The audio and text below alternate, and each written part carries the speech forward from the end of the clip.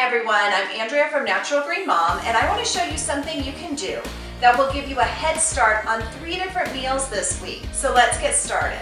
I bought the Costco size broccoli and cauliflower. And what I'm going to do with these is I'm going to go ahead and I'm going to put them on to steam, because it's going to take about the same amount of time to steam about half of these bags as it is for me to put my groceries away. And then let me show you, once I've got my steamed broccoli and cauliflower, I can use that in 3 separate meals.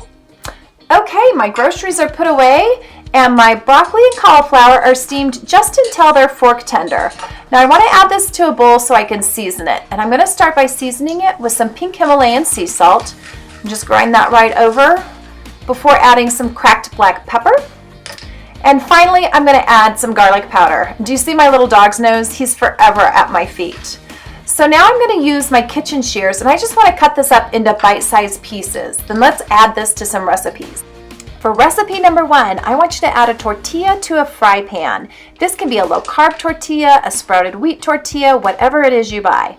Then you want to add a layer of nitrate-free ham before you start loading it up with that delicious steamed broccoli and cauliflower. And be generous. These are your veggies we're talking about. Once you've added the vegetables, then I want you to grate over some cheese. Now we know not to buy the already grated cheese, right? Because it's covered in wood pulp and that's gross. So go ahead and just add some fresh cheese, and then you want to fold this over and press it down. And you want to cook this for about 2 to 3 minutes per side. Now, no tortilla on hand, guess what? You can just add straight ham to the pan, add your veggies to it, cover it again with that grated yummy cheese before folding it over. This is great if you're on the keto lifestyle, or if you're like I am and sometimes you just flat run out of bread. Go ahead and keep pressing these down so that you get that really gooey, melty cheese that holds the broccoli and the cauliflower in.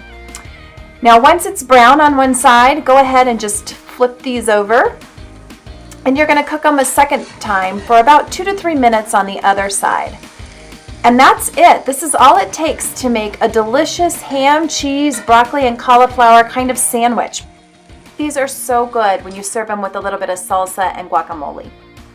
Recipe number 2 starts with 4 eggs. You want to beat them well, then add in a cup of the steamed broccoli and cauliflower and half a cup of grated cheddar cheese. Go ahead and give that a stir before we're going to season this as well. We want to once again add our pink Himalayan sea salt, a little bit of pepper, and then I have a 6-cup muffin tin that I've already prepared by adding a little bit of coconut oil spray. Go ahead and divvy up your recipe into each of the 6 cups. Then we're going to cook this at 375. These should take between 12 and 15 minutes to bake. Anyone else always have a dog in the middle of their kitchen? This is Wilson. Leave me the name of your dog in the comments. Recipe 2 done. Okay, for this last recipe, I'm going to use something else I found at Costco, and I've already cut the top of the bag off. Sorry about that. But what you're looking for is brown rice and millet ramen. Okay, much healthier for you than those little fried ramen packs that cost, under 50 cents. The way it comes is in a little cake like this, and we're going to use 1 cake in our recipe. Start with 2 cups of chicken broth that you've added half a teaspoon of garlic powder, then half a teaspoon of ginger. You're going to go ahead and bring this up to a boil before adding another cup of the steamed broccoli and cauliflower, 1 of the ramen cakes, and then I had some leftover chopped up chicken, but you could use pork too. Go ahead and bring that back to a boil, and once the cake gets soft, you want to divvy up those noodles with the side of your spoon. This is going to cook in about 2 to 3 minutes and be ready for dinner.